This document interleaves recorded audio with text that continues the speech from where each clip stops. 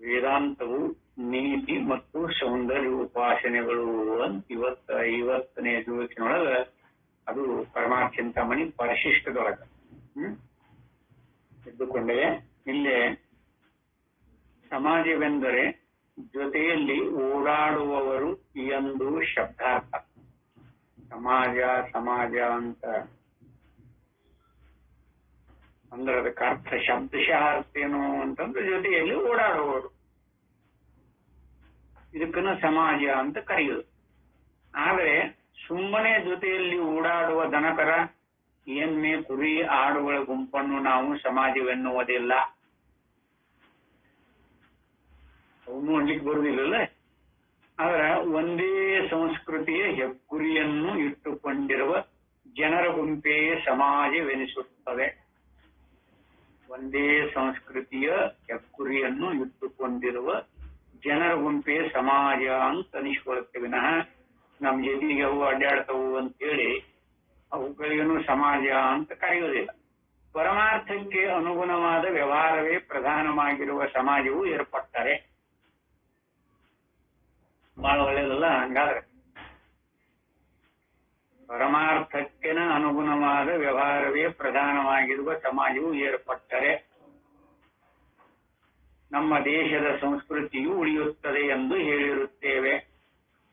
ಈ ದೃಷ್ಟಿಯಿಂದ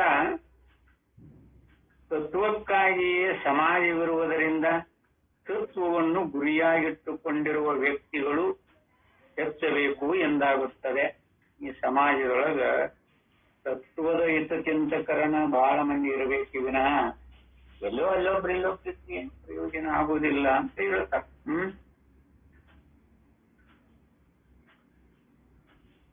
ಸಮಾಜಕ್ಕೆ ವ್ಯಕ್ತಿಯೇ ಮುಖ್ಯ. ವ್ಯಕ್ತಿ ಎಂದರೆ ನಾನೇ.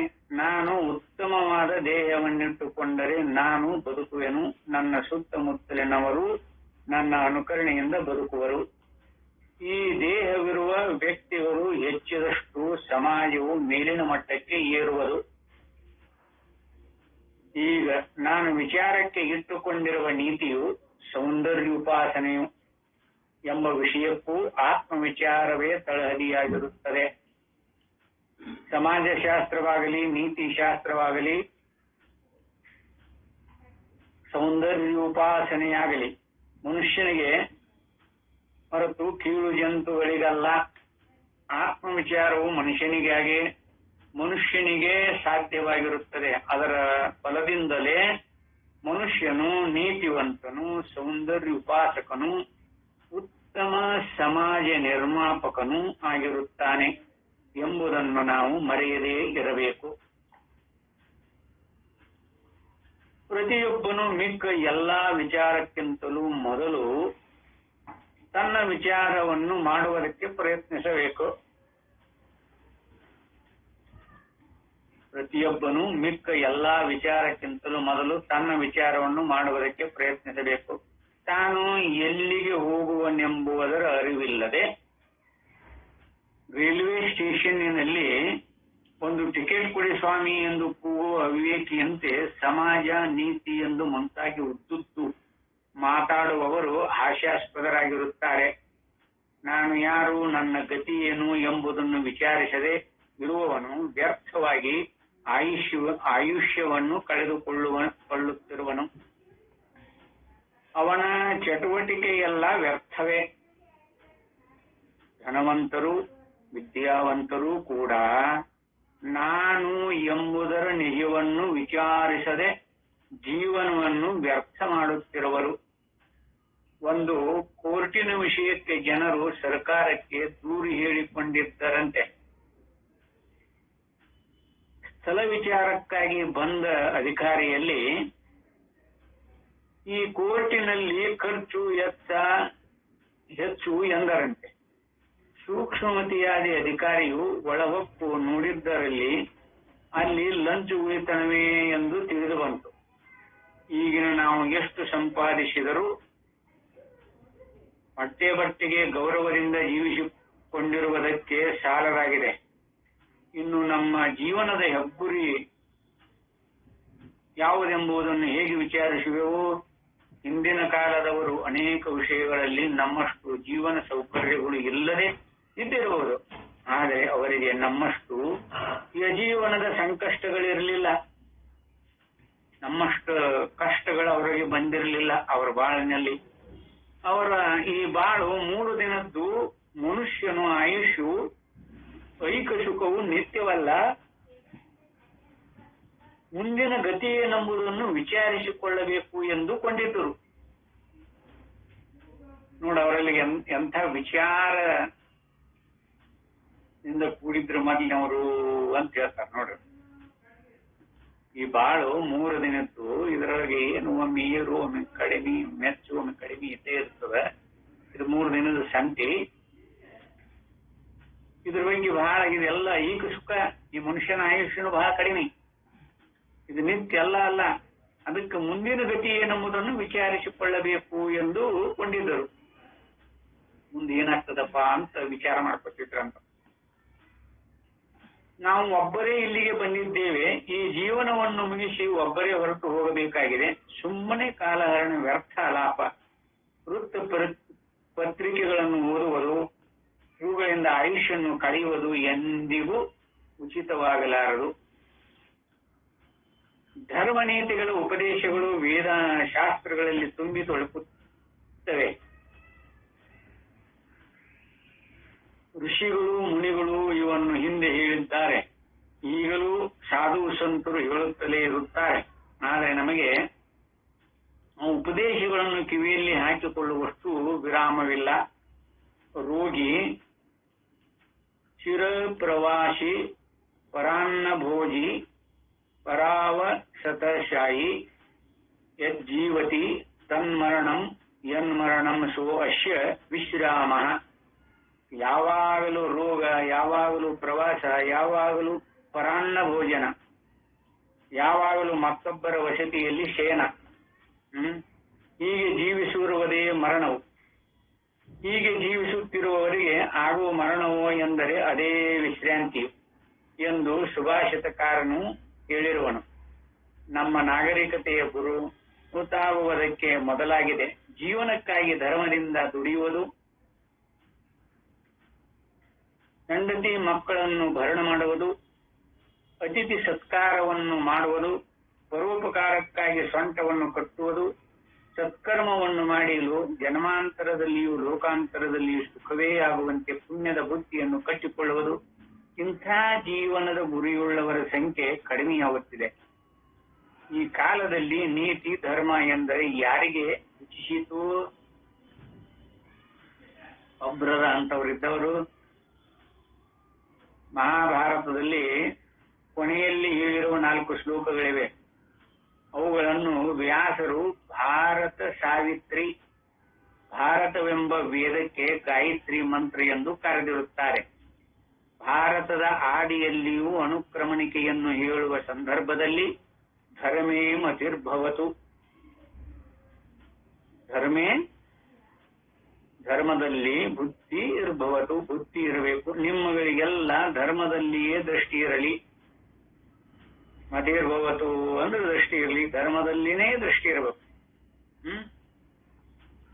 ಧರ್ಮೇ ಮತಿರ್ಭವತು, ನಿಮ್ಮಗಳಿಗೆಲ್ಲ ಧರ್ಮದಲ್ಲಿಯೇ ದೃಷ್ಟಿ ಇರಲಿ ಎಂದು ವ್ಯಾಸರು ಉಪಕ್ರಮ ಮಾಡಿರುತ್ತಾರೆ. ಕೊನೆಯಲ್ಲಿಯೂ ಧರ್ಮವೇ ಮುಖ್ಯವೆಂದು ತಿಳಿಸುವ ಈ ಸಾವಿತ್ರಿಯಿಂದಲೇ ಉಪಸಂಹಾರ ಮಾಡಿರುತ್ತಾರೆ.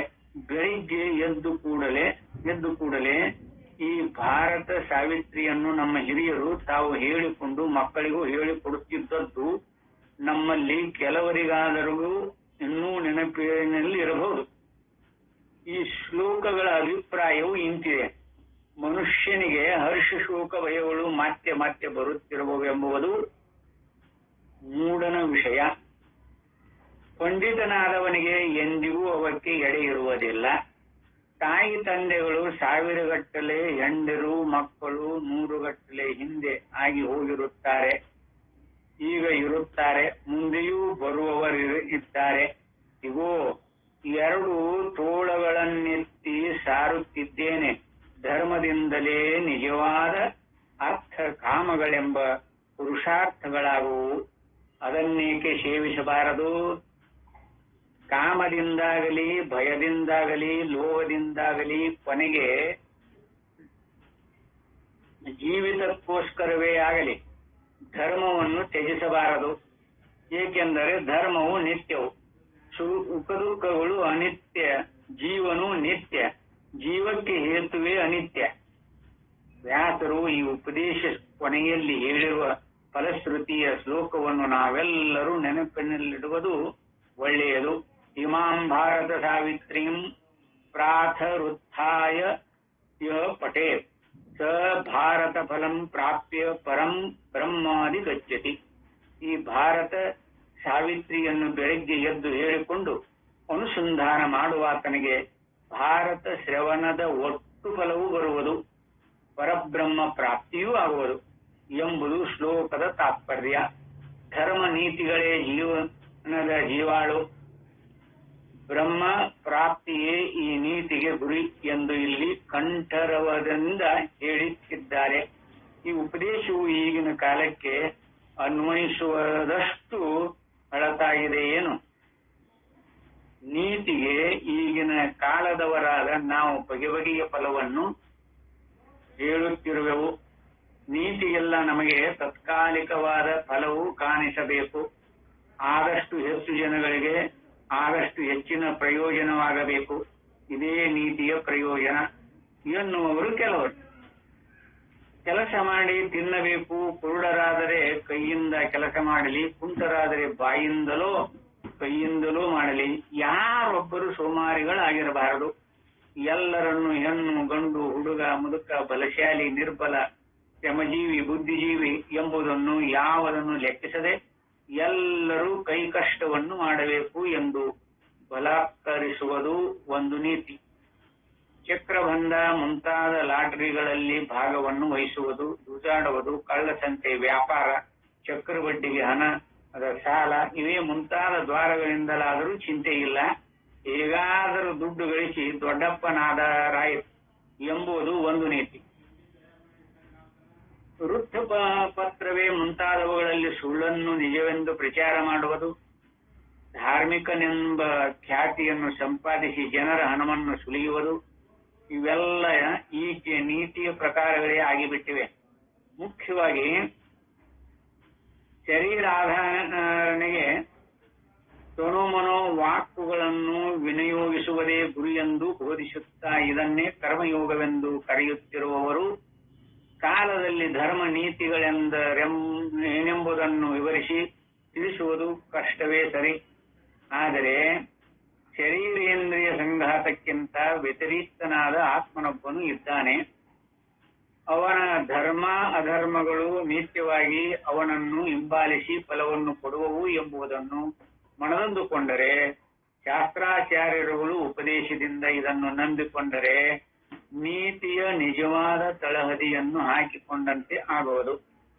ಮೇಲೆ ಹೇಳಿದಂತಹ ನೀತಿಯ ಜೊಳ್ಳುತನವು ಕೂಡಲೇ ಎದ್ದು ಕಾಣುವುದು. ದೇಹಾತ್ಮ ಬುದ್ಧಿ ಇರುವವರಲ್ಲಿ ನೀತಿಯ ಆಭಾಸಗಳಿರಬಹುದು, ನಿಜವಾದ ನೀತಿಯು ಇನ್ನೂ ಅಂಕುರಿಸಿರುವುದಿಲ್ಲ. ದೇಹ ವ್ಯತಿರಿಕ್ತಾತ್ಮನನ್ನು ನಂಬಿರುವವರಿಗೆ ಜನ್ಮಾಂತರದಲ್ಲಿ ನಂಬಿಕೆ, ಸದ್ವರ್ತನೆ, ಧರ್ಮ ಇವೆಲ್ಲ ಸರಪಳಿಯ ಕೊಂಡಿಗಳಂತೆ ಒಂದರ ಹಿಂದೊಂದು ಬಂದು ಕೂಡಿಕೊಳ್ಳುವವು. ಈ ಒಂದು ಜನ್ಮದ ಶರೀರಕ್ಕಾಗಿ ಎಷ್ಟು ಮಾಡಬಾರದ ಕೆಲಸಗಳನ್ನು ಮಾಡುವೆವು. ಎಂಥ ಅನಾರ್ಜವದ ಜೀವನವು ನಮ್ಮದಾಗುವುದು. ತಾನುಂಟೋ ಮೂರು ಲೋಕ ಉಂಟೋ ಎಂಬ ನೀತಿಗೆ ಈ ದೇಹಾತ್ಮ ಬುದ್ಧಿಯೇ ಕಾರಣವಾಗಿರುತ್ತದೆ. ಯೋ ಅನ್ಯಥಾ ಸಂತಂ ಆತ್ಮಾನಂ ಅನ್ಯಥಾ ಪ್ರತಿಪದ್ಯತೆ ಕಿಂ ತೇನ ಕೃತಂ ಪಾಪಂ ಚೂರೇಣಾತ್ಮ ಪರಿಹಾರಿಣ ಎಂಬಂತೆ ಅನಾತ್ಮವನ್ನೇ ಆತ್ಮನೆಂದು ತಿಳಿದು ನಡೆಯುವುದು ಸಕಲ ಪಾಪಗಳಿಗೂ ತವರು ಮನೆ. ನೋಡಿ, ನಾವೆಲ್ಲ ಏನ್ ಮಾಡ್ಲಿಕ್ಕತ್ತೀವಿ? ಅನಾತ್ಮಗಳನ್ನ ಸತ್ಯ ಅಂತ ತಿಳ್ಕೊಂಡನ ವ್ಯವಹಾರ ಮಾಡ್ಲಿಕ್ಕತ್ತೀವಲ್ಲ. ನಮ್ಮ ಇರುವಿಕೆ ಯಾಗೈತಿ ನೋಡು, ಹಾಗ ವರ್ಣನೆ ಮಾಡ್ಯಾರ ಅವ್ರಿಗೆ, ಬೇರೆ ಏನನ್ನೂ ಹೇಳಿಲ್ಲ. ನಾವು ಏನಿಗೆ ಸದ್ಯ ಇಟ್ಕೊಂಡೇವಿ, ನಮ್ಮ ಆಚಾರ ವಿಚಾರ ಏನೇನ್ ಮಾಡ್ಲಿಕ್ಕೆ ಹತ್ತೀವಿ, ಯಥಾರ್ಥವಾಗಿ ಅನಾತ್ಮಗಳ ಸಂಬಂಧ ಯಾವ ರೂಪದೊಳಗೆ ನಮ್ಗೆ ಇಟ್ಕೊಂಡದ ಅದನ್ನ ವರ್ಣನೆ ಮಾಡ್ತಾರ. ಮತ್ತೆ ಬೇರೆ ಏನು ಇದೆ. ಅದಕ್ಕೆ ಇದನ್ನೆಲ್ಲ ಬಿಟ್ಟು ಆತ್ಮಭಾವದೊಳಗೆ ನಿಲ್ರಿ, ಆದಷ್ಟು ಪರೋಪಕಾರ ಮಾಡ್ರಿ, ಧರ್ಮ ಸಂಹಿತೆಯೊಳಗನ ಉಳ್ಕೊಳ್ರಿ, ಅಧರ್ಮಿಗಳಾಗಬೇಡ್ರಿ. ಈ ರೂಪದೊಳಗನ ಬೋಧೆ ಕ್ರಮ ಇದೆ ನೋಡಿ. ನಮ್ಮೆಲ್ಲರ ಆತ್ಮನು ಬ್ರಹ್ಮವೇ. ಆ ಬ್ರಹ್ಮವೇ ಈ ಜಗತ್ತಿನ ಅಸ್ತಿತ್ವಕ್ಕೆಲ್ಲ ಕಾರಣವಾಗಿರುವುದು. ಅದು ಇಲ್ಲವೆಂದವನು ಯಾವ ಧರ್ಮ ನೀತಿಗೂ ಕಟ್ಟು ಬೀಳದ ಅಸತ್ಪುರುಷನಾಗುವನು. ಶರೀರ ಅತಿರಿಕ್ತನಾದ ಆತ್ಮನಿದ್ದಾನೆ, ಅವನು ನಿತ್ಯ ಶುದ್ಧ ಬುದ್ಧ ಮುಕ್ತನಾದ ಪರಮೇಶ್ವರನೇ ಎಂದು ನಂಬಿದವನು ಬ್ರಹ್ಮಜ್ಞಾನದಿಂದ ಪರಮ ಪುರುಷಾರ್ಥವನ್ನೇ ಪಡೆದುಕೊಂಡು ಆನಂದದಿಂದಿರಬಹುದು. ಇಂಥವನು ಎಂದಿಗೂ ನೀತಿ ಬಾಹಿರನಾಗಲಾರನು. ಇವತ್ತಲ್ಲ ನಾಳೆ ಆದ್ರೂ ಈ ಜನ್ಮ ಆಗಲಿಲ್ಲ ಅಂದ್ರೆ ಮುಂದಿನ ಜನ್ಮ, ಅದಕ್ಕಾಗಲಿಲ್ಲ ಅಂದ್ರೆ ಮತ್ತೊಂದು ಜನ್ಮಕ್ಕಾದ್ರೂ ಅವ ಬ್ರಹ್ಮಜ್ಞಾನ ಸ್ವರೂಪವನ್ನು ಕಂಡುಕೋತಾನ ಅನ್ನೋದಕ್ಕೆ ಹೇಳ್ಕೊಂಡು ಬಂದ. ವೇದಾಂತವು ನೀತಿಗೆ ಹೇಗೆ ಭದ್ರವಾದ ತಳಗಟ್ಟಾಗಿರುತ್ತದೆಯೋ ಹಾಗೆ ಸೌಂದರ್ಯ ಉಪಾಸನೆಯಿಂದ ಪಡೆಯುವ ಆನಂದಕ್ಕೋ ಅದೇ ನಿಜವಾದ ಮಾರ್ಗ ಪ್ರದರ್ಶಕವಾಗಿರುತ್ತದೆ. ಪ್ರಕೃತಿ ಸೌಂದರ್ಯವನ್ನು ನೋಡಿ ಸುಖಿಸುವುದು, ಸಂಗೀತ, ಕವಿತೆ, ಚಿತ್ರಕಲೆ, ನೃತ್ಯ ಮುಂತಾದವುಗಳನ್ನು ಮೆಚ್ಚಿ ಆನಂದಿಸುವುದು ಎಲ್ಲರಿಗೂ ಸಾಧಾರಣವಾಗಿರುವವರಲ್ಲ, ಸಾಧಾರಣವಾಗಿರುವವರವಲ್ಲ. ಯಾರೋ ಕೆಲವರಲ್ಲಿ ಮಾತ್ರ ಅದು ನೈಸರ್ಗಿಕವಾಗಿ ಬರಬಹುದು. ಆದರೆ ಈ ಸೌಂದರ್ಯದ ಉಪಾಸನೆಯು ಒಂದಾನೊಂದು ವಿಶಿಷ್ಟವಾದ ಅಭ್ಯಾಸ ವಿಶೇಷದಿಂದ ಉಂಟಾದ ಸಂಸ್ಕಾರದಿಂದ ಕುದುರತಕ್ಕದ್ದಾಗಿದೆ. ಸೌಂದರ್ಯ ಉಪಾಸಕರು ಕಾಳಿದಾಸನಂತವರು ಎಲ್ಲ ನಿಸರ್ಗ ನೋಡಿ ಏನೇನೋ ಕವಿಗಳನ್ನ ಬರೆದ್ರಲ್ಲ, ನಾಟಕಗಳನ್ನ ಬರೆದ್ರು, ಕವಿಗಳ ನೀತಿಗಳನ್ನ ಬರೆದ್ರು ಎಲ್ಲ ನೋಡು. ಕವಿಗಳು ಯಾವ ರೂಪದ ಕವನಗಳನ್ನು ಬರೀತಿತ್ತು. ಸೌಂದರ್ಯ ಉಪಾಸಕ ಮೇಘದೂತ ನೋಡಿದ್ರೆ ಹೇಗದ. ಸುಂದರ ದೃಶ್ಯಗಳಿಂದಾಗುವ ಆನಂದವು ಹೊರತೋರುವುದರ ಮರ್ಮವೇನು ಎಂಬ ಪ್ರಶ್ನೆಗೆ ಅನೇಕ ಉತ್ತರಗಳಿರಬಹುದು. ಇಲ್ಲೇ ಸುಂದರ ದೃಶ್ಯಗಳಿಂದಾಗುವ ಆನಂದ, ಅದರಿಂದ ಹೊರತೋರುವುದರ ಮರ್ಮ ಏನು ಎಂಬ ಪ್ರಶ್ನೆಗೆ ಅನೇಕ ಉತ್ತರಗಳಿರಬಹುದು. ಸಂಗೀತದ ರಸವನ್ನು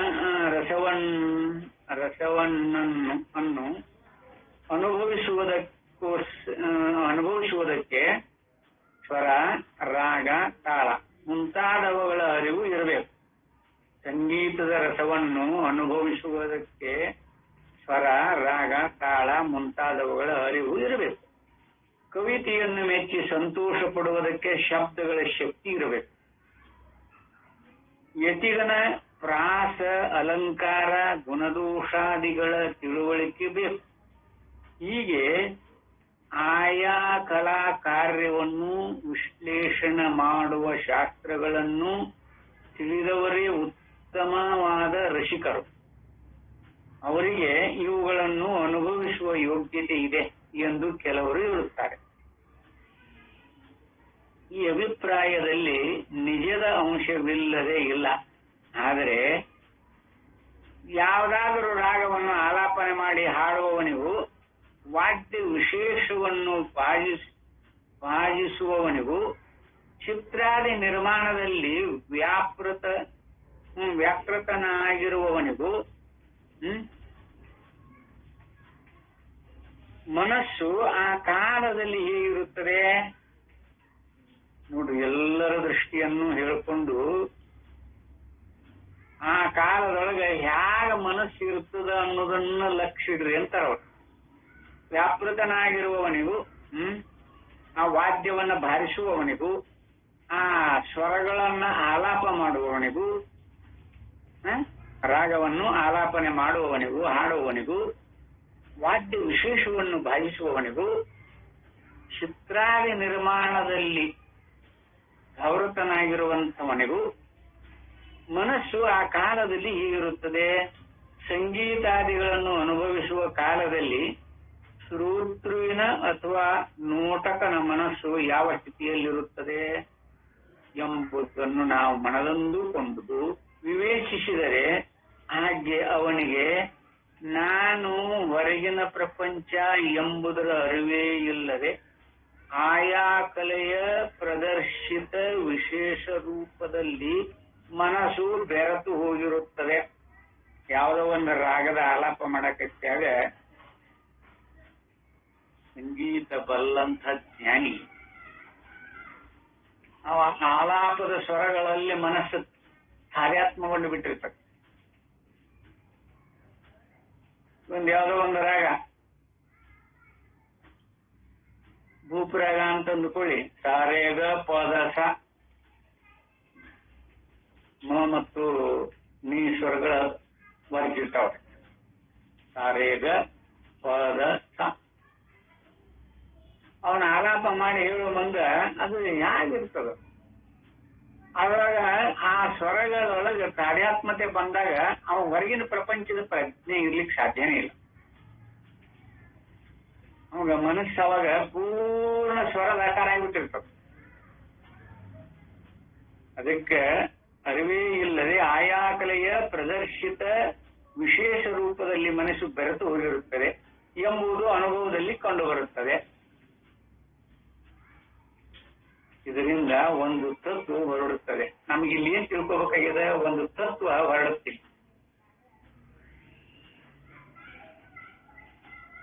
ಮನ ಬುದ್ಧಿಯಾದಿಗಳು ಯಾವುದ್ರೊಳಗೆ ತಾಧ್ಯಾತ್ಮ ಹೊಂದುತ್ತೋ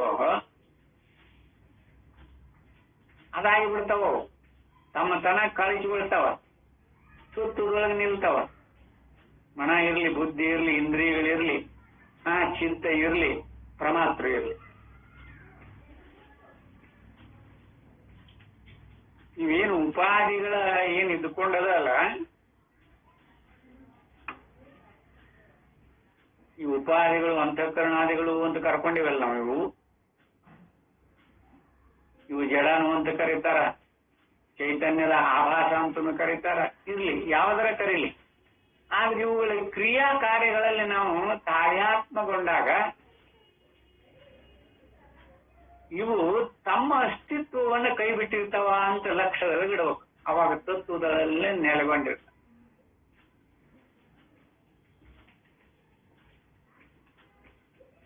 ಬೆಳಗಿನ ಶಾಸ್ತ್ರದೊಳಗ ಬಹಳ ಮಾರ್ಮಿಕವಾಗಿರುವಂತ ವಿಷಯ ಬಂದಿತ್ತು ಅಲ್ಲ. ಬೆಳಗಿನ ಶಾಸ್ತ್ರದೊಳಗ ಬಹಳ ಮಾರ್ಮಿಕವಾಗಿರುವಂತ ವಿಷಯ ಬಂದಿತ್ತು. ಅಲ್ಲೇ ನೆನಪಿರಬಹುದು ನಿಮಗೆ, ನಾನು ಎಂಬ ಅನಿಸುವಿಕೆ ಇದೆ ಎಂಬುದು ಏಕರಿಂದ ತಿಳಿಯುತ್ತದೆ ಅಂತ ಹೇಳಿದ್ರಲ್ಲ. ಇವತ್ತು ಬಹಳ ಮಾರ್ಮಿಕ ವಿಷಯ ಎಂಬುದನ್ನು ಲಕ್ಷ್ಯ ಬಿಟ್ಟು ವಿಚಾರಿಸಿರಿ ಅಂತ ಬೇರೆ ಮತ್ತವರು ಹೇಳಿದ್ರು ಶ್ರೀನಿವಾಸನವರು. ಯಥಾರ್ಥವಾಗಿ ಅದನ್ನು ಅನುಭವಕ್ಕೆ ಅನುಸರಿಸಿಕೊಂಡು ನೋಡ್ರಿ. ನಾನು ಎಂಬ ಅನಿಸುವಿಕೆ ಐತಿ. ಅದ ಅನುಭವ ರೂಪದೊಳಗೆ ಅನುಭವ ಮಾಡೋ ಮುಂದೆ ಈ ನಾನು ಏನಾಗಿರ್ತತಿ ಅಂತ ನೋಡ್ಕೊಂಡ್ರೆ ಅಲ್ಲಿ ನೀವು ಸಾಕ್ಷಿಯಾಗಿ ಅರಿವಿನಲ್ಲಿ ಅಥವಾ ನಿಮ್ಮ ಸ್ವರೂಪದೊಳಗೆ ನಿಲ್ತೀರಿ. ಅದಕ್ಕೆ ಶಾಸ್ತ್ರಕಾರರು ತಾನು ಅಂತ ಹೆಸರು ಕೊಟ್ಟ.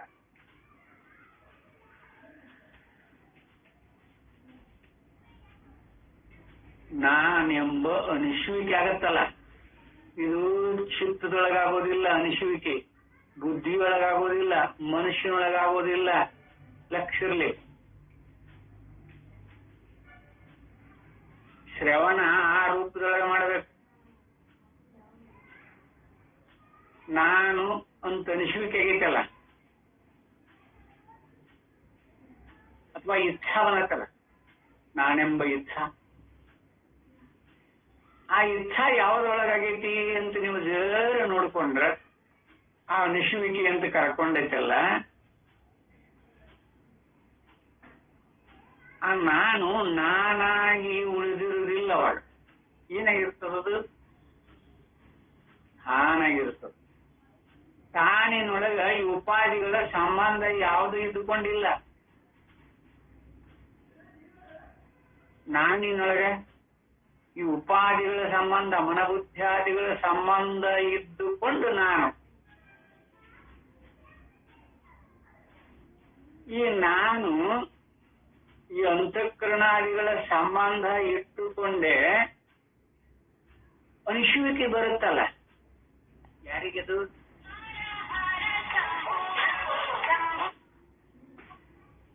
ಆ ಅನಿಸುವಿಕೆ ಬರುತ್ತಲ್ಲ. ಆ ಅನಿಸುವಿಕೆ ಬಂದಾಗ ಅಲ್ಲಿ ತಾನಿನೊಳಗ ನೋಡಲ್ಲಿ ನಾನು ಕರೆಗೆ ತಾನಾಗಿರ್ತದ. ಅಲ್ಲಿ ಸಾಕ್ಷಿ ಸ್ವರೂಪದೊಳಗ ನೀವು ನಿಂತು ಬಿಟ್ಟಿರ್ತೀರಿ. ಇದನ್ನ ಎಂಬುದು ಏತರಿಂದ ತಿಳಿಯುತ್ತದೆ ಅಂತ ಕೇಳಿದ್ರೆ ನೋಡ್ರಿ, ಅದಕ್ಕೆ ಅದನ್ನ ಅನುಸರಿಸಿಕೊಂಡ ಇಲ್ಲಿ ಹೇಳ್ತಾರೆ ನೋಡ್ರಿ. ಇಲ್ಲೇ ಮನ ಇರಬಹುದು, ಆ ಮನಸ್ಸು ಯಾವುದ್ರೊಳಗೆ ಯಾವ ರೂಪದೊಳಗೆ ಬೆರೆತುಕೊಂಡು ಚಿತ್ರಾದಿ ನಿರ್ಮಾಣ ಕಾಲದೊಳಗೆ ಮನುಷ್ಯೆಲ್ಲ ಚಿತ್ರ ಆಗಿಬಿಟ್ಟಿರ್ತದೆ. ಚಿತ್ರಕಲಾ ಗೋಡಿ ಮೇಲೆ ಬರೆಯುವವನಾಗಿರ್ಲಿ ಅಥವಾ ಶಿಲೆಯೊಳಗೆ ಹೊಡೆಯುವವಾಗಿರ್ಲಿ, ಅವಾಗ ಮನಸ್ಸಾಗಿರುವುದೇ ಇಲ್ಲ. ಮನಸ್ಸು ಚಿತ್ರದ ಸ್ವರೂಪ ಆಗಿರುತ್ತದೆ. ಅವಾಗ ಮನಸ್ಸೇ ಇರುವುದಿಲ್ಲ. ಅಂದಾಗ ಅದು ಆ ಕಲೆ ಪರಿಪೂರ್ಣದಿಂದ ಕೂಡ್ಕೊಳ್ಳುತ್ತೆ. ಇಲ್ಲಾಂದ್ರೆ ಆಗೋದಿಲ್ಲ. ಮನಸ್ಸು ಇಟ್ಕೊಂಡು ಹೊಡಿತಾನ ಅಂದ್ರೆ ಆಗೋದಿಲ್ಲ. ಮನಸ್ಸು ಕರಗಿ ಆ ಚಿತ್ರ ಆಗಿರ್ತದೆ. ಸಂಗೀತ ರಾಗ ಆಲಾಪನೆ ಮಾಡೋ ಮುಂದೆ ಅವನ ಮನಸ್ಸು ಕರಗಿ ಆ ಸ್ವರಗಳ ರೂಪ ವಿಶೇಷಗಳಿಂದ ಕೂಡಿಕೊಂಡಿರ್ತದೆ. ಅದು ಹಾಗೆ ಇರೋದು. ಅದು ಎಲ್ಲರ ಮನಸ್ಸು ಹಾಗಾಗ್ತದ. ಹುಡುಗ ಬಹಳ ಮನುಷ್ಯ ಹಚ್ಕೊಂಡ್ರಿ ಅವ ಹೇಳ್ತಾರ ನೋಡ್ರಿ. ಮನುಷ್ಯ ಬಹಳ ಹಚ್ಕೊಂಡ್ರಿ ಅವ. ತಮ್ಮ ಮನುಷ್ಯಗೆ ಹಚ್ಕೋಬಾರ್ದು. ಆಗ ಅಂದ್ರೆ ಬರೋದು ಇರುದ ಲೋಕ ಹೀಗೆ ಇರುವುದಿಲ್ಲ. ಇವತ್ತು ಕಷ್ಟ ಬಂದೈತೆ ಅಂದ್ರೆ ಏನಾಗಿಲ್ಲ, ಮುಂದೆ ಸುಖ ಬಂದ ಬರ್ತವ. ಒಮ್ಮೆ ದಿಬ್ಬ ಹಚ್ಚಿ ಅಂದ್ಮೇಲೆ ಇಲ್ಲೇಬೇಕಲ್ಲ, ಮತ್ತೆ ಸುಖ ಬಂದೇ ಬರ್ತದೆ. ಏನ್ ಚಿಂತೆ ಮಾಡೋಂಗಿಲ್ಲ, ಸಮಾಧಾನ ಹೇಳುದಿಲ್ಲ. ಹಾಗೆ ಇದು ಇಲ್ಲೇ ಈ ಮನಸ್ಸು ಕಲಾ ಪ್ರದರ್ಶಕನು ತನ್ನ ವ್ಯಕ್ತಿತ್ವವನ್ನು ತನ್ನ ಉಪಕರಣಗಳನ್ನು ಬಿಟ್ಟು ಇರುವಾಗಲೇ ಅವನ ಕಲೆಯು ಜೀವಂತವಾಗಿರುತ್ತದೆ. ಇದರಂತೆ ಶ್ರೋತೃಗಳಿಗೂ ನೋಟಕರಿಗೂ ಶರೀರ ಭಾವವು ಬಾಹ್ಯ ವಿಚಾರವು ಮನಸ್ಸಿನಿಂದ ದೂರವಾಗಿರುವಾಗಲೇ ಆನಂದವು ಸಿಕ್ಕುತ್ತದೆ. ನೋಡ್ರಿ, ಇದು ಬಹಳ ಮಾರ್ಮಿಕಿದೆ. ಅದಕ್ಕೆ ಯಾವಾಗ ಮನಸ್ಸು ಸಣ್ಣತನ ಯಾವಾಗ ಕಳ್ಕೊಂಡು ವಸ್ತುವಿನ ಸ್ವರೂಪ ಆಗತ್ತೋ, ಆ ಚಿತ್ರಕಲೆ ಬಿಡಿಸೋಣ, ಆ ಚಿತ್ರದ ಸ್ವರೂಪ ಪೂರ್ಣ ಮನುಷ್ಯೆಲ್ಲದ್ರಾಗ ತಾದಾತ್ಮತೆ ಆದಾಗ ಬರೀತಾನ. ಅವಾಗ ಮನುಷ್ಯ ಕ್ರಿಯೆ ಮಾಡೋದಿಲ್ಲ, ಆ ಕುಂಚ ಕ್ರಿಯೆ ಮಾಡೋದಿಲ್ಲ. ಇವೆಲ್ಲ ಬರೀ ನಿಮಿತ್ತೆ. ಅಲ್ಲಿ ಕ್ರಿಯಾ ಕಾರ್ಯದಲ್ಲಿ ತೊಡಗಿರುವುದು ಎಲ್ಲ ನೋಡಲಿ ತಾದಾತ್ಮಗೊಂಡಿರುವಂತ ಆ ಮನಸ್ಸು ತನ್ನ ಕೈ ಬಿಟ್ಟಾಗ ಆ ಚಿತ್ರದ ಸ್ವರೂಪ ಆಗಿರ್ತದೆ. ಇಲ್ಲ ಅಂದ್ರೆ ಆಗೋದಿಲ್ಲ. ಅದಕ್ಕೆ ಇಲ್ಲೇ ಶ್ರೋತೃಗಳಿಗೂ ನೋಟಕರಿಗೂ ಶರೀರ ಭಾವವು ಬಾಹ್ಯ ವಿಚಾರವು ಮನಸ್ಸಿನಿಂದ ದೂರ ಆಗಿರುವಾಗಲೇ ಆನಂದವು ಸಿಕ್ಕುತ್ತದೆ. ಆನಂದ ಹೊಂದಬೇಕು ಅಂದ್ರೆ ಏನ್ ಮಾಡಬೇಕು?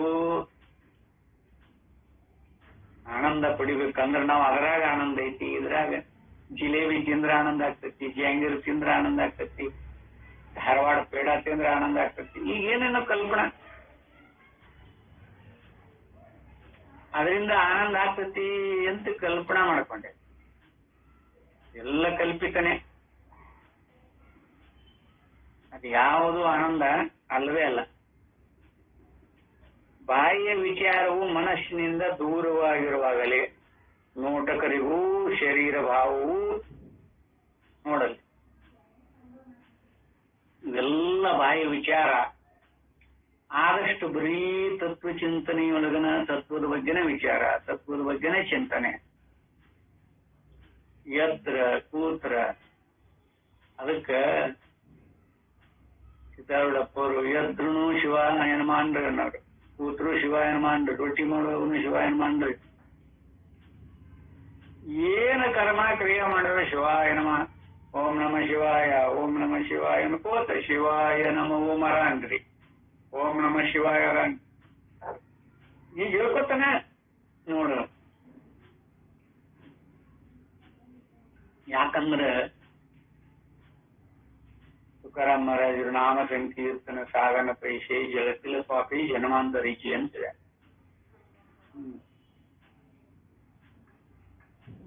ಜನ್ಮ ಜನ್ಮಾಂತರದ ಪಾಪಗಳೆಲ್ಲವೂ ನಾಮ ಸಂಕೀರ್ತನ ಮಾಡೋದ್ರಿಂದ ಹೋಗ್ಬಿಡ್ತದಪ್ಪ ಮಾಡೋದು. ಮಾರ್ಮಿಕವಾಗಿ ಹೇಳ್ಯಾರ. ಇಲ್ಲೇ ಸಿದ್ಧಾರೂಢರು ಕುಂತ್ರ ನಿಂತ್ರ ಓಂ ನಮ ಶಿವಾಯ ಅನ್ರಿ, ಓಂ ನಮ ಶಿವಾಯ ನೋಡ್ರಿ, ಎಲ್ಲರಿಗೂ ನಾವು ನೆಚ್ಚಿರು. ಯಾಕಂದ್ರೆ ಅವ್ರಿಗೆ ಆ ಯೋಗ್ಯತೆ ಇಲ್ಲದವ್ರಿಗೆ ನಾಮ ಸಂಕೀರ್ತನ ಮಾಡಿದ್ರೂ ಅಂತಃಕರಣ ಶುದ್ಧಿಯಾಗಿ ತತ್ವ ಬೇಗ ತಿಳಿತವ್ರಿಗೆ. ಯಾಕಂದ್ರ ಆ ನಾಮದೊಳಗೆ ತಾದಾತ್ಮ್ಯತೆ ಆಗಿ ಆಗಿ ಆಗಿ ಮನಸ್ಸು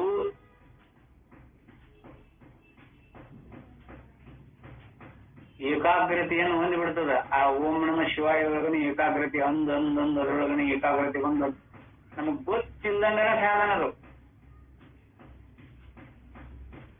ಅಂತಃಕರಣ ಶುದ್ಧಿ ಮಾಡ್ಕೋಬೇಕಾದ್ರೆ ಕರ್ಮಾಂಗ ಉಪಾಸನೆ ಮಾಡಿ ಮಾಡಿ ಮಾಡಿ ಮಾಡಿ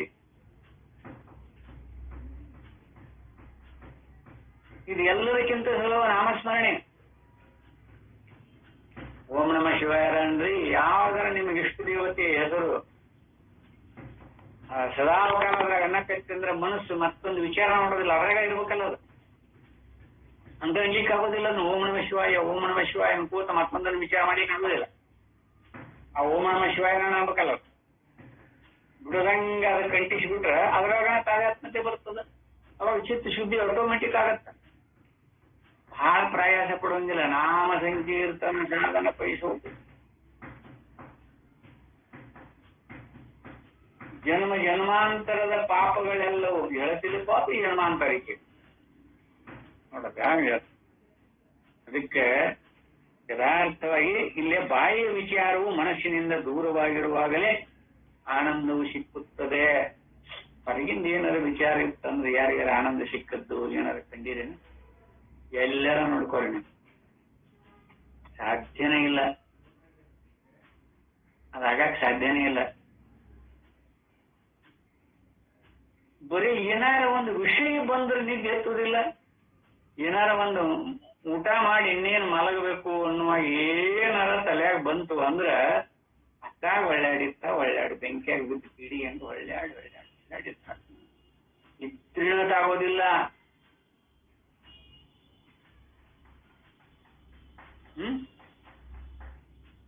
ಅದಕ್ಕೆ ಈಗ ಬಾಹ್ಯ ದೃಷ್ಟಿ ಇದ್ದವರಿಗೆ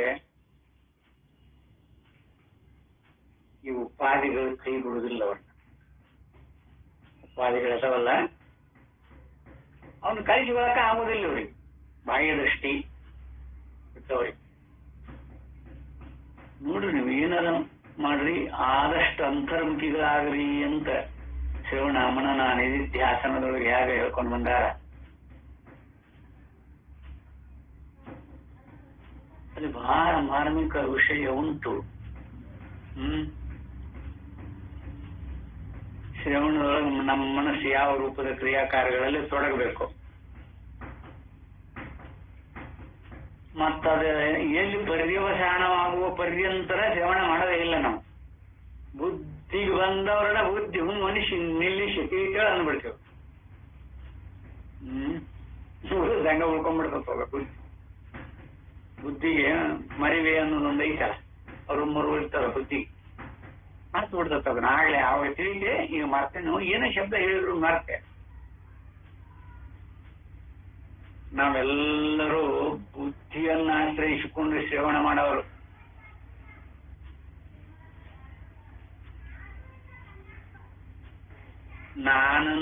ನಾನಿನ ಪರ್ಯಂತರ ಹಿಂದಕ್ಕೆ ಕ್ರಮದಿಂದ ಹಿಂದಕ್ಕೆ ಸರ್ಕೋತ ಬಂದು ನಾನೆಂಬ ಅನಿಸುವಿಕೆಯನ್ನು ವಿಷಯ ರಾಶಿಗೆ ಅಂಟಿಸಿಕೊಂಡು ಅಲ್ಲಿ ಪರ್ಯಂತರ ಯಾರ ಶ್ರವಣ ಮಾಡ್ತಾರ ಅವಾಗ ತಾನಾಗೆ ಇರ್ತಾನ, ಅಲ್ಲಿ ಮತ್ತೊಂದು ಇರೋದೇ ಇಲ್ಲ.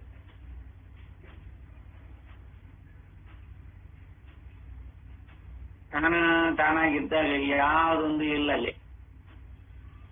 ಸುಸುಪ್ತಿ ಅವಸ್ಥೆಯೊಳಗೆ ತಾನಾಗಿರ್ತಾನ. ಅರಿವು ಬೇರೆ ರೂಪಾದಿಗಳನ್ನ ಎತ್ತರದಾಗ ಆ ರೂಪಾದಿಗಳು ಈ ರೂಪಾದಿಗಳು ಅಂತಃಕರಣಾದಿಗಳ ಉಪಾದಿಗಳನ್ನ ಇಟ್ಕೊಂಡು ಬಗೆ ಬಗೆಯ ವಸ್ತುಗಳನ್ನು ನೋಡುತ್ತಿಲ್ಲಿ. ಅದೇ ಅರಿವು ನದಿ ನೋಡುತ್ತೆ, ಬೆಟ್ಟ ನೋಡುತ್ತೆ, ಗುಡ್ಡ ನೋಡುತ್ತೆ, ಎಲ್ಲ ಅರಿವಿನ ಸ್ವರೂಪನ. ಯಾವುದು ಬಂದ್ರೂ ಅರಿವಿನ ಸ್ವರೂಪನ. ಅದಾಗುವಾಗ ಆಭಾಸ ರೂಪದಿಂದ ಜ್ಞಾನ ಆಗಿರ್ತದೆ. ಬಾಹ್ಯ ಯಾವುದು ಬಂದು ನಮ್ಮ ಅರಿವಿಗೆ ಜ್ಞಾನ ಆಗ್ಬೇಕಾದ್ರೆ ಆಭಾಸ ಜ್ಞಾನ ವಸ್ತು ರೂಪದೊಳಗೆ ಇರುವುದೇ. ಅದಕ್ಕೆ ಪ್ರಪಂಚ ಮಿಥ್ಯ ಅಂತ ಕರೆದ್ರವರು ಅನುಭಾವಿಗಳು. ಇರ್ಲಿ, ಇಲ್ಲೇ ಇದು ನಿಜವಾದರೆ ಯಾವುದು ಬಾಹ್ಯ ಮನಸ್ಸಿನಿಂದ ದೂರವಾಗಿರುವಾಗಲೇ ಆನಂದವು ಸಿಕ್ಕಿರುತ್ತದೆ. ಇದು ನಿಜವಾದರೆ ನಾವೇನು ತಿಳಿಯಬೇಕಾಯಿತು? ಹೊರಗಿನ ಉಪಾಧಿಗಳೇ ನಮಗೆ ಆನಂದಾನುಭವಕ್ಕೆ ಅಡ್ಡಿಯಾಗಿರುತ್ತವೆ. ಇದರಿಂದ ನಮಗೇನ್ ತಿಳಿತೈತೆ ಅಂದ್ರೆ ಬಾಹ್ಯ ದೃಷ್ಟಿಯ ರೂಪದೊಳಗಿರುವಂತಹ ಉಪಾಧಿಗಳೇನು ಉಂಟಲ್ಲ, ಈ ಉಪಾಧಿಗಳು ಇವ ನಮ್ಮ ಗಂಡಿಗೆ ಆನಂದ. ಇವನನ್ನು ನಮಗೆ ಯಥಾರ್ಥವಾಗಿ ಬಳಸಿಕೊಳ್ಳಿಕ್ ಬರಬಲ್ತೋ, ಅಥವಾ ಅವುಗಳ ಸ್ವರೂಪ ಏನು ಅಂತ ನಾವು ವಿವೇಕ ಮಾಡಾಕ ನಮಗ ಅವಕಾಶ ಸಿಕ್ಕಿಲ್ಲೋ, ಅವಡ್ಡಿ ಆಗ್ಯಾವ. ಯಾವ ರೂಪದೊಳಗ ಅವನ್ನ ಯಥಾರ್ಥ ಅವುಗಳ ಸ್ವರೂಪ ಯಾಗೈತಿ ಅಂತ ನೋಡ್ಕೊಳಕ್ ಬಂದಿಲ್ಲ. ಅಲ್ಲೇ ನೋಡ್ಕೊಂಡ್ರ ಅಲ್ಲೇ ರಿಪೋರ್ಟ್ ಗೊತ್ತಾಗ್ತದೆ. ಯಾವಾಗ ನಾವು ಉಪಾಧಿಗಳನ್ನು ಮೀರಿ ನಿರುಪಾಧಿಕವಾದ ಆತ್ಮನಲ್ಲಿ ನಿಲ್ಲುವೆವೋ ಆಗ ನಮಗೆ ರಸಾನುಭವವಾಗುವುದು. ನೋಡ್ರಿ, ಆಗದ ನೋಡ್ರಿ. ಉಪಾಧಿಗಳನ್ನು ಮೀರಿ ನಿರುಪಾಧಿಕವಾದ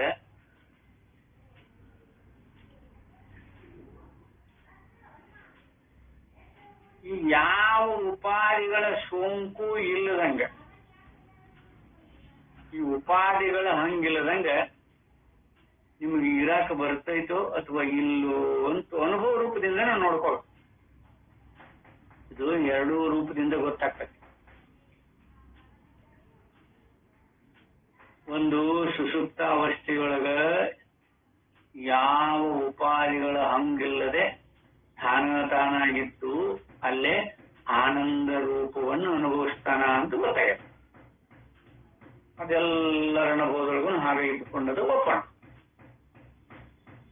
ಇಲ್ಲಿ ಎಚ್ಚರದೊಳಗ ಎಲ್ಲಾ ಉಪಾಧಿಗಳನ್ನು ಬಳಸಿಕೊಂಡು ಆನಂದ ರೂಪವಾಗಿರಕ್ ಬರುವುದಿಲ್ಲೇನು?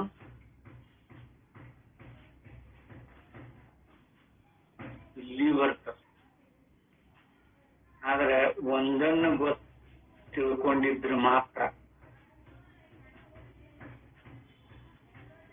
ಯಾವ ವಸ್ತುವಿಗಾದ್ರೂ ಕೂಡ ನೋಡಿ, ಎಚ್ಚರದೊಳಗ ಈ ಉಪಾಧಿಗಳನ್ನ ಬಳಸಿ, ಯಾಕ ಶಬ್ದ, ಸ್ಪರ್ಶ, ರೂಪ, ರಸ, ಗಂಧ ಈ ಪಂಚ ಜ್ಞಾನೇಂದ್ರಿಯಗಳನ್ನು ಬಳಸಿ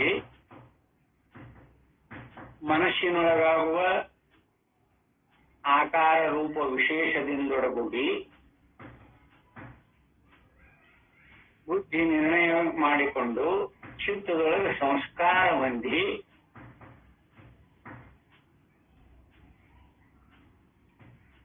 ಇದು ಎಲ್ಲವೂ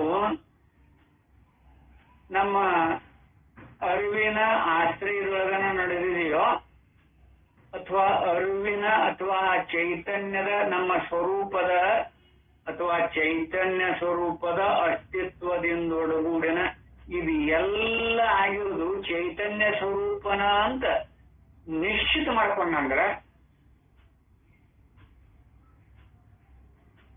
ಈ ಎತ್ತರನು ಅಷ್ಟ ಆನಂದದಿಂದ ಅನುಭವ ಮಾಡ್ತಾನ ನೋಡಿ. ನನ್ನ ಚೈತನ್ಯ ಸ್ವರೂಪದಿಂದನೇ ಇದೆಲ್ಲ ಆಗಿರೋದು. ಬೇರೆ ಬೇರೆಯಾಗಿ ಕಂಡು ಮಾತ್ರಕ್ಕಲ್ಲ, ನನ್ನ ಚೈತನ್ಯನೇ ಈ ರೂಪದೊಳಗೆ ಕಾಣತ್ತ, ನಾನಾ ರೂಪದೊಳಗೆ ಕಾಣಕತ್ತೇನೆ.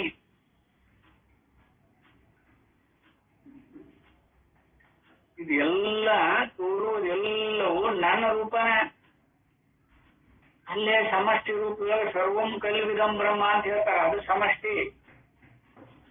ಅದು ಎಲ್ಲವೂ ಬ್ರಹ್ಮ ಅಂತ ಹೇಳ್ತಾರ ಅವರು. ಇಲ್ಲೇ ಚೈತನ್ಯ ಸ್ವರೂಪನೇ ಇದೆಲ್ಲ ಆಗಿ ಅನುಭವ ಮಾಡ್ತೀರಲ್ರಿ. ಇಲ್ಲಿ ಮನಸ್ಸಾಯದವರು ನಿಮ್ಮ ಚೈತನ್ಯ ಸ್ವರೂಪನ, ಇಂದ್ರಿಯಗಳಾದದ್ದು ನಿಮ್ಮ ಚೈತನ್ಯ ಸ್ವರೂಪ, ಶರೀರ ಆದದ್ದು ನಿಮ್ಮ ಚೈತನ್ಯ ಸ್ವರೂಪ, ಪಂಚಮಹಾಭೂತಾದಿಗಳಾಗಿದ್ದು ನಿಮ್ಮ ಚೈತನ್ಯ ಸ್ವರೂಪ.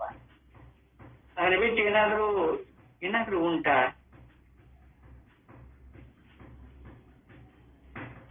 ಬೇರೆ ಏನಾದ್ರೂ ಅಲ್ಲಿ ಇದೆಯಾ?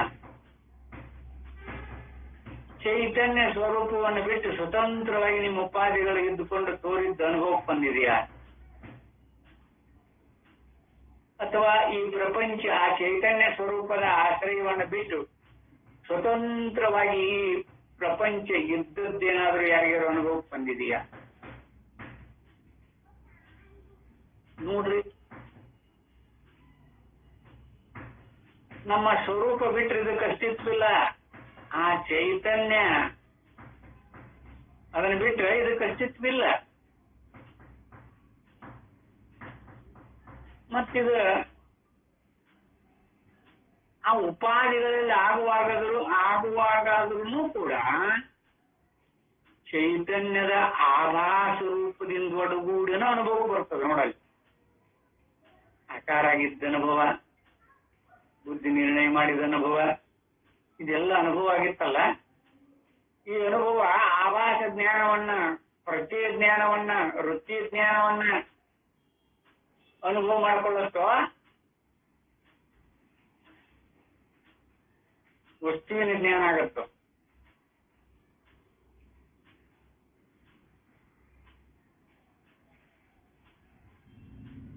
ಅಲ್ಲೇ ಅವುಗಳ ಇರುವಿಕೆ ಆಭಾಸ ರೂಪದಿಂದ ಅನುಭವ ಬರ್ತದ.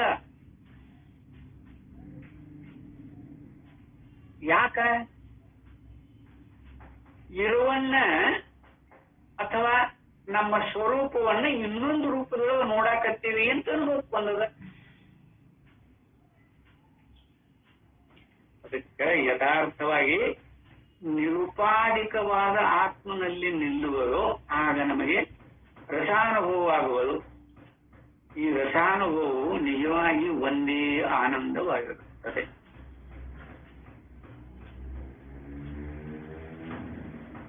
ಅಲ್ಲೇ ರಸಾನುಭವ ಆಗುವುದು ಅಂತ ಕರೆದಾರಲ್ಲ, ಆ ರಸಾನುಭವ ಯಾವುದು? ಚೈತನ್ಯವೆಂಬ ರಸವೇ ಅದು, ಮತ್ತೊಂದು ಯಾವುದೂ ಅಲ್ಲ. ಆ ಚೈತನ್ಯನ ಈ ರೂಪದೊಳಗೆ ಬೇರೆ ಬೇರೆ ಬೇರೆ ಬೇರೆ ಬೇರೆಯಾಗಿ ಉಪಾಧಿಗಳ ನಿಮಿತ್ತ ಇಟ್ಟುಕೊಂಡು ಆ ರೂಪಗಳನ್ನು ಕರ್ಕೊಂಡಿವೆ. ಅದಕ್ಕೆ ಈ ರಸಾನುಭವವು ನಿಜವಾಗಿ ಒಂದೇ ಆನಂದವಾಗಿರುತ್ತದೆ. ರಸೋ ವೈಷಃ ರಸಂ ಏವಾ ಅಯಂ ಲಬ್ಧ್ವಾ ಆನಂದೀ ಭವತಿ. ಆ ಪರಮಾತ್ಮನು ರಸವೇ ಆಗಿರುತ್ತಾನೆ. ಆನಂದ ರಸರೂಪನಾದ ಆತ್ಮನನ್ನು ಪಡೆದುಕೊಂಡರೆ ಈ ಜೀವನು ಆನಂದಿಯಾಗುತ್ತಾನೆ ಎಂದು ಶ್ರುತಿಯು ಹೇಳುತ್ತಿದೆ. ಮನುಷ್ಯನಿಗೆ ಪುಣ್ಯವಶದಿಂದ ಬಂದೊದಗುವ ಇಷ್ಟ ದರ್ಶನ, ಇಷ್ಟ ಪ್ರಾಪ್ತಿ ಮುಂತಾದವುಗಳು ಸ್ಥೂಲವಾಗಿದ್ದರೂ ಅವುಗಳ ನಿಮಿತ್ತದಿಂದ ಒಂದು ಆನಂದ ಅಭಿವ್ಯಕ್ತಿಯಾಗಬಹುದು. ಅದೇ ವಿದ್ಯೆ, ಕಲೆ ಇವುಗಳಿಂದ ದೊರಕುವ ಆನಂದವು ಸೂಕ್ಷ್ಮವಾಗಿಯೂ ಹೆಚ್ಚಿನ ಭೂಮಿಕೆಯಲ್ಲಿರುವುದಾಗಿಯೂ ಇರುವುದಕ್ಕೆ ಅದು ಶುದ್ಧವಾಗಿದ್ದು ಆತ್ಮನ ಹತ್ತಿರವಿರುವುದೇ ಕಾರಣ. ಕಲೆ ಉಪಾಸನೆಯಲ್ಲಿ ನಮಗೆ ತಿಳಿಯದೆಯೇ ನಾವು ಈಶ್ವರನ ಉಪಾಸನೆಯನ್ನು ಮಾಡುತ್ತಿರುವೆವು. ಅಷ್ಟರಿಂದಲೇ ಲೌಕಿಕ ದುಃಖಗಳನ್ನೆಲ್ಲ ಮರೆಯಿಸುವೆವು. ಸುಖ ಪ್ರಾಪ್ತಿಯಾಗುತ್ತಿರುವುದು ಹೀಗಿರುವಲ್ಲಿ ಅರಿತು ಈಶ್ವರ ಪ್ರೇಮವನ್ನೇ ಬೆಳೆಯಿಸಿಕೊಳ್ಳುವವರಿಗೆ ಆಗುವ ಆನಂದವೆಂಥದ್ದೆಂದಾಯಿತು. ಕಲೆಗಳನ್ನು ಮನಪೂರ್ವಕವಾಗಿ ಪರಮೇಶ್ವರನಿಗೆ ಸಂಬಂಧಿಸಿ ಅಭ್ಯಾಸ ಮಾಡುವ ಮಹನೀಯರೇ ನಿಜವಾಗಿ ಕಲಾವಿದರು.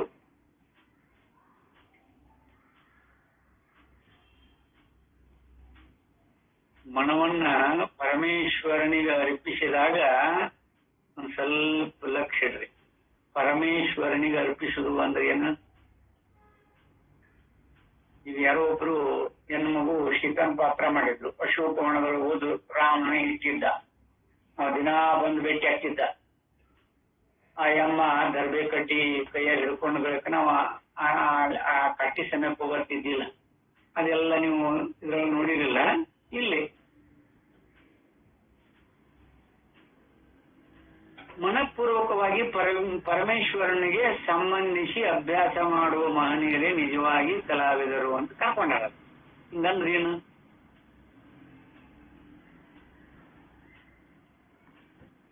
ಆಯಮ್ಮ ಹೆಸರು ಏನು, ರಾಧಿಕಾನೋ ಭವಾನಿನೋ ಅಂತ ಇಟ್ಕೊಳ್ರಿ. ನನಗೆ ಅವ್ರ ಹೆಸರು ಗೊತ್ತಿಲ್ಲ. ಆ ಸೀತನ ಪಾತ್ರ ಮಾಡಿದವರು ರಾಧಿಕಾ ಅಂತ ಇಟ್ಕೊಳ್ರಿ. ಆ ಯಮ್ಮ ಈ ರಾಧಿಕಾ ಅನ್ನೋ ನಾಮ ಆಗಲಿ, ಆ ರಾಧಿಕಾನ ಮನಸ್ಸಾಗಲಿ, ಅದು ಎಲ್ಲವೂ ಸೀತನ ಪಾತ್ರದೊಳಗನ ಪರ್ಯವಸನ ಆಗ್ಬೇಕಲ್ಲ. ಅಂದಾಗ ಆ ಕಲಾ ಮಾಡ್ಲಿಕ್ಕೆ ಪ್ರೇರಣೆ ಬರ್ತದೆ. ಇಲ್ಲ ಅಂದ್ರೆ ಬರುವುದಿಲ್ಲ.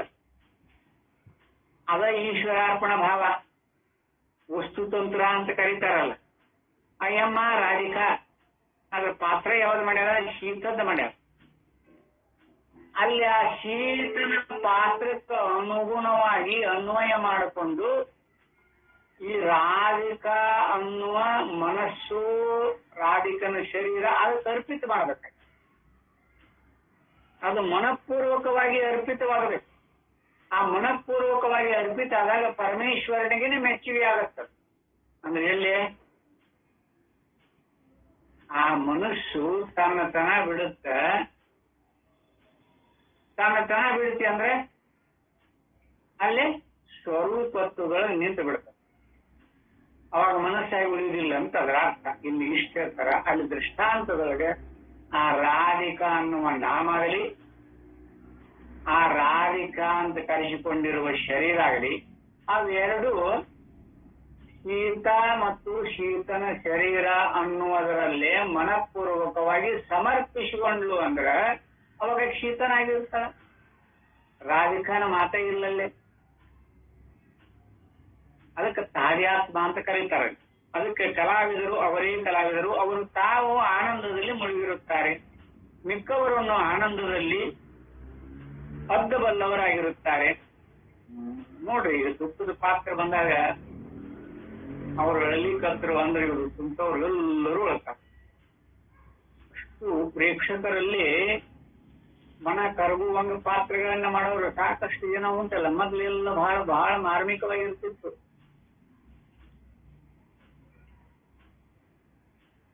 ಅದಕ್ಕಂಥ ಸತ್ಯ ಹರಿಶ್ಚಂದ್ರ ನಾಟಕ ಮಾಡೋ ಮುಂದೆ ತಾರಾಮತಿಯನ್ನು ಮಾರುವಾಗ ಎಂತ ಶೋಚನೀಯ ಅದು. ಮತ್ತ ಅಲ್ಲೇ ಆ ಮಗು ತಗೊಂಡು ಸ್ಮಶಾನಕ್ಕೆ ಸಂಸ್ಕಾರಕ್ಕೆ ಬಂದಾಗ ನಿನ್ನ ತಾಳಿ ಮಾರಿ ಅದು ನಂದು ಬೇಕಾರಣ ಬಿಡ್ಬೋದು, ಒಂದು ಶೇರ್ ಅಕ್ಕಿ ಬಿಡ್ಬೋದು, ನನ್ನ ಪಾಲಿಗೆ ಬರುವಂತ. ಅದ್ರ ಒಂದ್ ಆಣೆ ಕಟ್ಟಬೇಕಲ್ಲ ನೀನು. ಒಂದ್ ಆಣೆ ನಮ್ಮ ವೀರಭಾವಕ್ಕಂದು ಅವ್ ಕೊಡ್ಲೇಬೇಕು ನೀ. ಅದಕ್ಕೆ ನಿನ್ನ ತಾಯಿ ಮಾರಿ ಅದ್ರ ತಗೊಂಡ ಕೊಳ್ಳಗಿನ ತಾಳಿ ಅಂತ ಆರಾಮತಿ ಗೊತ್ತಾಗ್ತದೋ. ನೀ ಎಲ್ಲೋ ದೊಡ್ಡ ರಾಜನಂತೆ ಹೋಗಿ ಏನೋ ಇದನ್ನ ಮಾಡಿ ನಮ್ಮನ್ನು ಬಿಡಿಸ್ಕೊಂಡು ಹೋಗ್ತಾನ ಅಂತ ತಿಳ್ಕೊಂಡಿದ್ದೆ. ನೀನು ಮಶಾನ ಕಾಯ್ಲಿಕತ್ತೀಯ ಅಂತ ಗೊತ್ತಾಗ್ತೈತಿ. ಇವನ ಗಂಡ ಅಂತ ಗೊತ್ತಾಗ್ತೈತಿ. ಅವಾಗ ತಾಳಿ ಗಂಡಗಷ್ಟ ಕಾಣ್ತಿರ್ತದಲ್ಲ ಅದು. ಸತ್ಯ ಹರಿಶ್ಚಂದ್ರನ ಹೆಂಡತಿ ಒಳಗಿನ ತಾಳಿ ಒಬ್ಬ ಕಾಣ್ಬೇಕು, ಉಳಿದವ್ರಿಗೆ ಯಾರಿಗೆ ಕಾಣುದಿಲ್ಲ. ಅವಾಗ ಗೊತ್ತಾಗ್ತದಕ್ಕೆ ಇವನ ನನ್ನ ಗಂಡ. ಇಂಥ ಪರಿಸ್ಥಿತಿ ಬಂತ ನಮ್ಮದು ಅಂತ ನೋಡ. ಎಲ್ಲ ಇಡೀ ಇವ್ರೆಲ್ಲ ಅಳ್ತಿರ್ತಾರ. ಅವ್ರ ಹಾವ ಭಾವ ನೋಡಲ್ಲಿ ತಾವು ತಮ್ಮ ದುಃಖವನ್ನ ಎಲ್ಲರೂ ಆ ದುಃಖ ಸಾಗರದೊಳಗೆ ಅಡ್ಡಿ ಬಿಡ್ತಾರೆ. ಎಲ್ಲರನ್ನು ಪ್ರೇಕ್ಷಕರೆಲ್ಲರ ಮನಸ್ಸು ಕರಗುವಂಗ ಅಲ್ಲೇ ಇರ್ತದೆ. ಅವರೆಲ್ಲ ಅಚ್ಯುತ ದಾಸರಂತವ್ರು ಅಥವಾ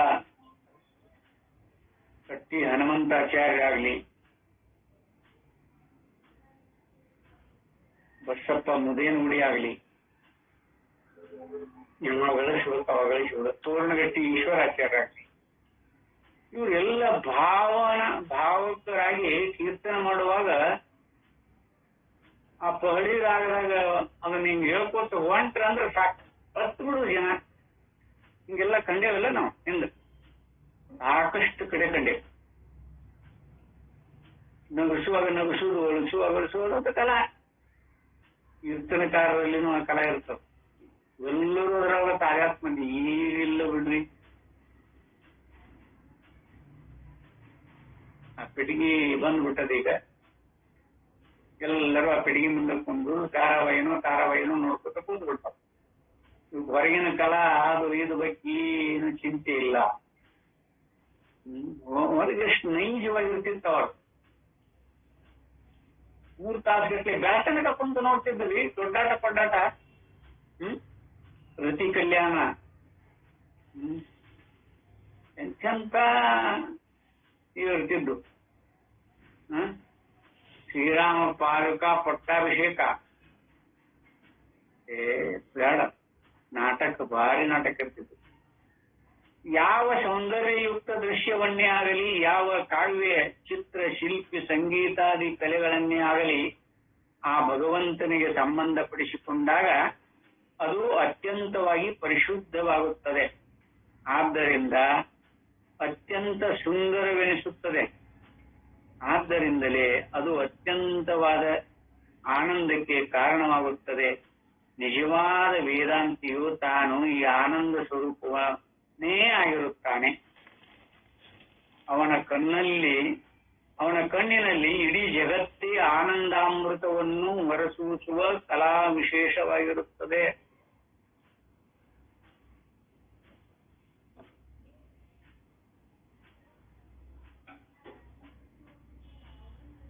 ನಾರದರು ಸಂಗೀತ ಸಭೆಯೊಳಗ ಗೆದ್ರಲ್ಲ, ಅವ್ರಿಗೆ ಭಯಂಕರ ಖುಷಿಯಾಗ್ಬಿಡ್ತಾರೆ. ಖುಷಿಯಾಗಿ ಆಕಾಶ ಮಾರ್ಗದೊಳಗ ಸರಸ್ವತಿ ಕೃಪಾತ್ಮನಗಂತೇಳಿ ಆನಂದ ಭರಿತರಾಗಿ ಅವಾಗ ಜಯಮಾಲೆ ಸಿಕ್ತು. ಭೃಂಗಿ ಅನೇಕ ಅವಾಗ ಸ್ಪರ್ಧಾ ಮಾಡೋ ಭೃಂಗಿ, ಆ ಭೃಂಗಿನ ಸೋಲಿಸಿ ಬಂದ್ಬಿಟ್ಟ. ಅವಾಗ ಅವ ಭಯಂಕರ ಖುಷಿಯಾಗಿತ್ತು. ಆಕಾಶ ಮಾರ್ಗದಾಗ ಹೊಂಟಿದ್ದ. ಅವಾಗ ಮಾರುತಿ ಶ್ರೀರಾಮ್ ಜಯರಾಮ್ ಅಂತ ಹೇಳ್ತಿದ್ನ. ಇದೇನು ಆಶ್ಚರ್ಯ, ಸುಮಧುರವಾಗಿ ಕೋಮಲವಾಗಿ ಬರ್ತದಲ್ಲ ಸ್ವರ, ಯಾರಿರಬಹುದು ಅಂತ ಹೇಳಿದ್ವ ನಾನು. ಅಲ್ಲಿ ಕುಟೀರಕ್ಕಂಗರ ಇಲ್ಲಿ ತನ್ನ ಪಾದಕ್ಕೆ ಮತ್ತ ಆ ಚಿಪ್ಪಳಿ ವೀಣ ಇವನ್ನೆಲ್ಲ ಅಲ್ಲೇ ಒಂದು ಕಲ್ಲಿನ ಮೇಲೆ ಇಟ್ಟು ನಡ್ಕೋತ ಹೋದಂತೆ. ಯಾರ್ದು ಆಶ್ರಮ ಇರ್ತಂತೆ. ಆ ಕರುಣರ ಶರೊಳಗ ಆ ರಾಮನ ಭಕ್ತಿ ಭಾವದಿಂದೊಡಗೂಡಿ ಆ ರಾಮನ ಧ್ಯಾನ ಮಾಡ್ತಿದ್ದವ. ಯಾರು? ಹನುಮಂತ. ಅದು ವೈಖರಿ ರೂಪದೊಳಗ, ಮನುಷ್ಯನ ಒಳಗಲ್ಲ, ವೈಖರಿ ರೂಪದೊಳಗ ಹಾಡು ಹೇಳ್ತಾನ ಕರುಣಾರಸದೊಳಗ ಹಾಡ್ತಿದ್ದ. ಅವಾಗ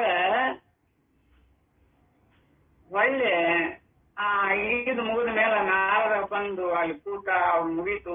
ಮುಗಿದ ಮೇಲೆ ಭೈರವಿ ಹೇಳಿದ್ರು. ಭೈರವಿ ಹೇಳಿದ ಮೇಲೆ ನೋಡ್ತಾರ ಇವರು ನಾರದನ್ ನೋಡಿ ನಾರದಿಗೆ ನಮಸ್ಕಾರ ಅಂತಾನ. ಬಹಳ ಚಲೋ ಆತಪ್ಪ ಬಂದದ್ದು ಅಂತಾನ.